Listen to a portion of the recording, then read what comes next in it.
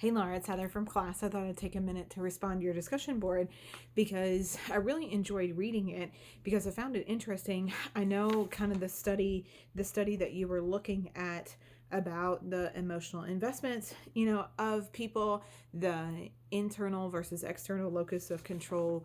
I know when you started mentioning that study, I was like, oh my gosh, like I also found, and what's interesting is it's a different study, on motivation, right? So internal and external, because as we all know, people have different things that drive them, right? So what I love that you start out with is, you talk about, okay, being emotionally invested, right? There's a phrase, what does it say? Like, you get out what you put in, especially with counseling.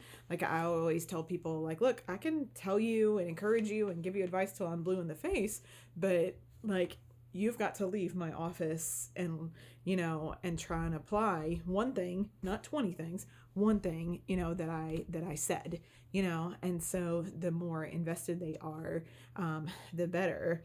So I'm wondering what you think, like, how do you usually start out talking to people about motivation? Because I will ask, okay, what usually drives you? Like, what gives you motivation? For good grades, for behavior and choices, work, family. So I often say, okay, like, what is it that gives you motivation? For a lot of people, of course, they just want a job well done.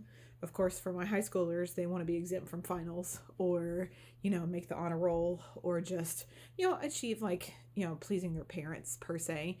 But I personally and professionally think a lot of people are driven by fear. The article that I found was talking about, okay, internal and external motivation. So it had this huge in-depth list and description, and I'll post the article at the bottom of this. But those who were internally focused, right, those were intrinsically motivated, you know um it was different. They were more motivated. They had more progress on, reducing their addictions, because those who were externally focused were probably focused too much on people, right? That's that fear of disappointing people or upsetting them. So that was quite interesting that you and I were kind of finding the same thing. I love how you kind of say, just, when you focus on client strengths, show godly empathy, and respect them and respect their autonomy. I know that you can kind of see a difference. That's ultimately on page 5, like, of the tip 35 thing that we had to discuss.